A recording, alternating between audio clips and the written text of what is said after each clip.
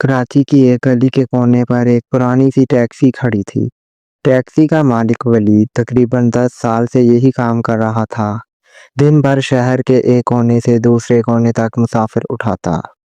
कभी किसी को एयरपोर्ट ले जाता तो कभी किसी को अस्पताल। इसका अपना कोई बड़ा ख्वाब नहीं था, बस रोजी रोटी चल रही थी। लेकिन पिछले कुछ सालों में वो एक और काम भी करने लगा था, एक ऐसा काम जो सीधी राह पर चलने वाले इंसान के लिए शर्मिंदगी का बायस होता है, लेकिन वलीद के लिए ये आमदनी का एक और जरिया था। अनाया एक खूबसूरत मगर थकी हुई सी लड़की थी। वो 20-22 साल की लगती थी, लेकिन इसकी आंखों में थकन, दुख और कई अनजानी कहानियां छुपी थीं। वो जिस्म फरोशी करती थी और अक्सर वलीद की टैक्सी ही इसके काम का जरिया बनती थी। वलीद इसे ग्राहकों तक पहुंचाता और बदले में अपनी फीस लेता। इस शाम भी वलीद अनाया को एक होटल से लेकर वापस जा रहा था। रास्ते में वो दोनों हमेशा की तरह इधर उधर की बातें कर रहे थे कि अचानक वलीद की नज़र एक मंजर पर पड़ी। सड़क के किनारे पर एक जोड़ा बैठा था, शायद किसी प्राइवेट क्लिनिक के बाहर। मर्द की उम्र तकरीबन 35 के करीब और औरत की 23 के लगभग लग रही थी। दोनों के चेहरों पर थकन और गम वाक़या था। वलीद को लगा जैसे वो किसी डॉक्टर से मुलाकात करके बाहर आए हैं। वलीद ने दिलचस्पी से अनाया से कहा, देखा, ये लोग ऐसे लग रहे हैं जैसे कोई बड़ी परेशानी में हो। अनाया ने बेदिली से एक नज़र डाली। परेशान तो सब हैं, अब कौन किस दुख में है कौन जाने। वलीद ने कंधे उचकाए और गाड़ी आगे बढ़ा दी, लेकिन किस्मत को कुछ और मंजूर था। अगले दिन वलीद को वही जोड़ा एक और जगह नजर आ गया, इस बार एक मेडिकल लैब के बाहर। और जब तीसरी बार एक हफ्ते के अंदर अंदर वो दोनों फिर दिखाई दिए तो वलीद के दिमाग में एक सवाल पैदा हुआ। एक दिन वलीद की टैक्सी में वही जोड़ा बैठा। मर्द ने अपना तारुफ इमरान के तौर पर कराया और औरत का नाम सादिया बताया। वो दोनों अस्पताल जाने वाले थे। रास्ते में वलीद ने इनसे बात करने की कोशिश की। इमरान खुला डुला आदमी था। थोड़ी देर में ही बातचीत शुरू हो गई। बातों बातों में पता चला कि इमरान और सादिया की शादी को 8 साल हो गए हैं, लेकिन वो बे औलाद हैं। कई इलाज करवाए, बड़े डॉक्टरों से मशवरे लिए, लेकिन कामयाबी ना मिली। सादिया की आंखों में ये बताते हुए नमी आ गई। इमरान ने आह भरी और कहा, काश कोई रास्ता निकल आए, जिंदगी अधूरी लगती है। ये सुनकर वलीद के दिमाग में एक चमक सी दौड़ गई।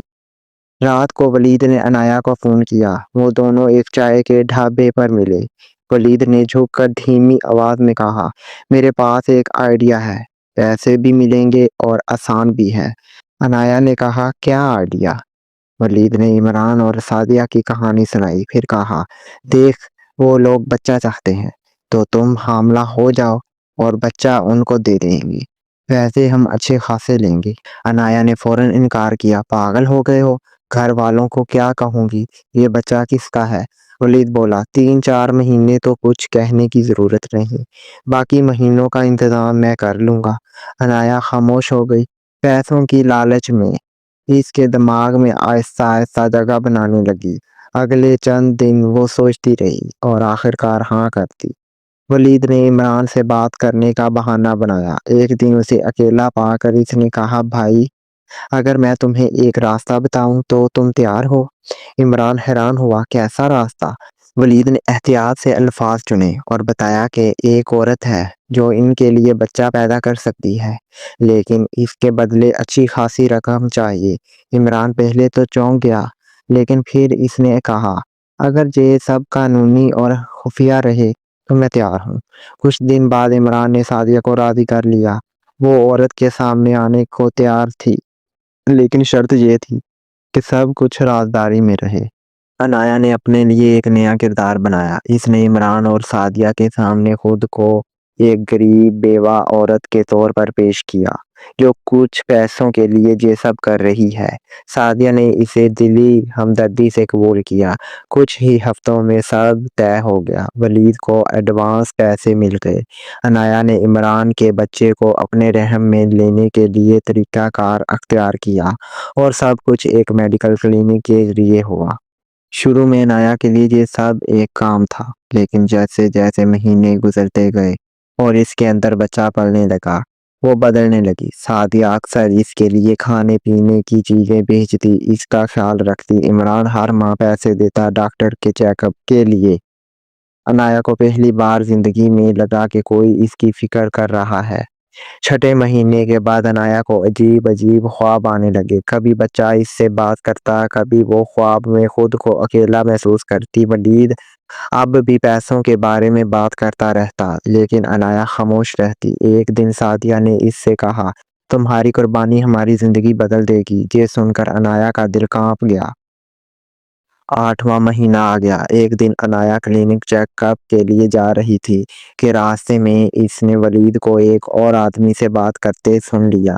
وہ آدمی ولید کو کہہ رہا تھا، کام ہو جائے تو بچہ ہمیں دینا، قیمت ڈبل ہے۔ عنایا کے قدم رک گئے۔ اسے سمجھ آ گیا کہ ولید بچہ کسی اور کو بیچنے کا منصوبہ بنا رہا ہے۔ ڈلیوری کا دن آ گیا۔ ہسپتال میں عمران اور سعدیہ بےتاب انتظار کر رہے تھے، لیکن جب نرس باہر آئی تو اس کے ہاتھ میں خالی کمبل تھا۔ سب گھبرا گئے۔ پتہ چلا کہ عنایا پیدائش کے فوراً بعد بچہ لے کر ہسپتال کے پچھلے دروازے سے نکل گئی۔ ہسپتال کے پچھلے دروازے کے باہر رات کا اندھیرا پھیلا ہوا تھا۔ بارش ہلکی ہلکی برس رہی تھی اور گلی سنسان تھی۔ عنایا کے ہاتھ میں کپڑے میں لپٹا بچہ کانپ رہا تھا۔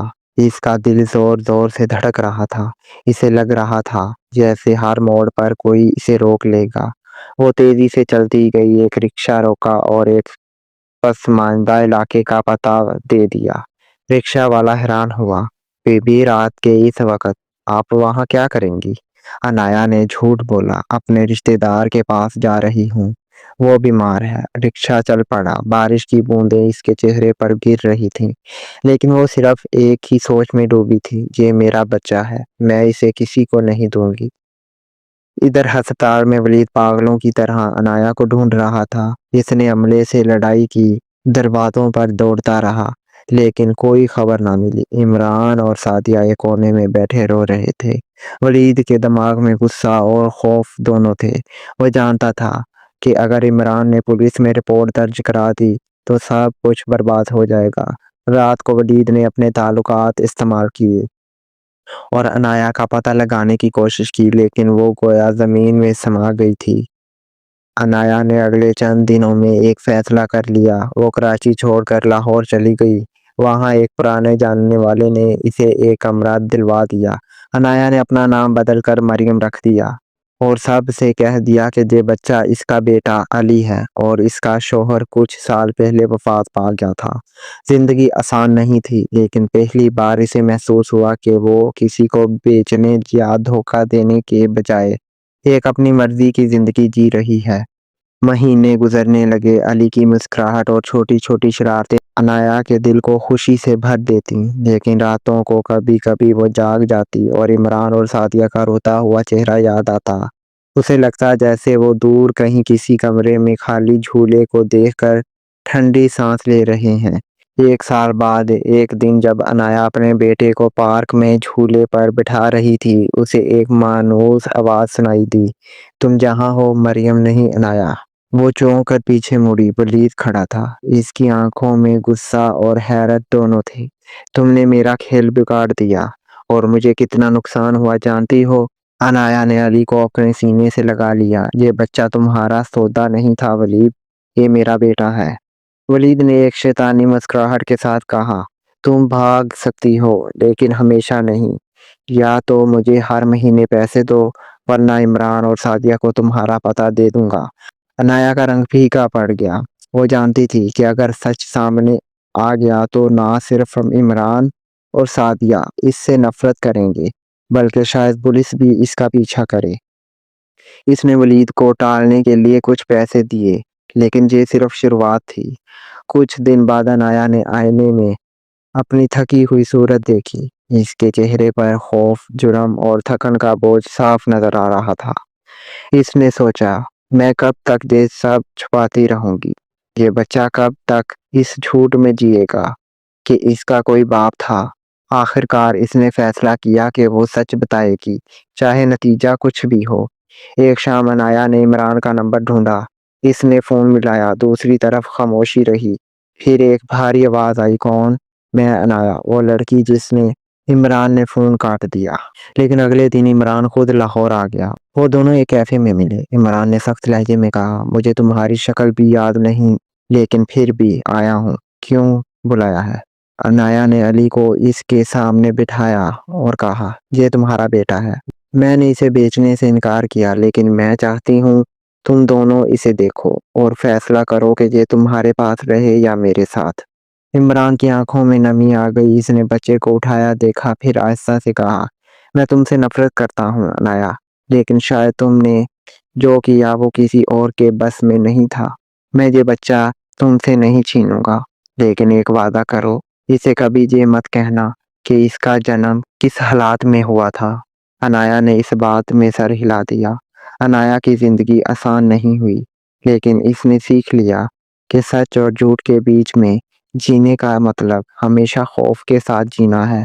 عمران اور سعدیہ کی زندگی ادھوری رہی، لیکن وہ کم از کم اس سکون میں تھے کہ بچہ زندہ ہے اور محفوظ ہے۔ لالچ اور جھوٹ وقتی فائدہ دے سکتے ہیں، لیکن وہ انسان کے دل میں ایک ایسا زخم چھوڑ جاتے ہیں جو زندگی بھر رہتا ہے۔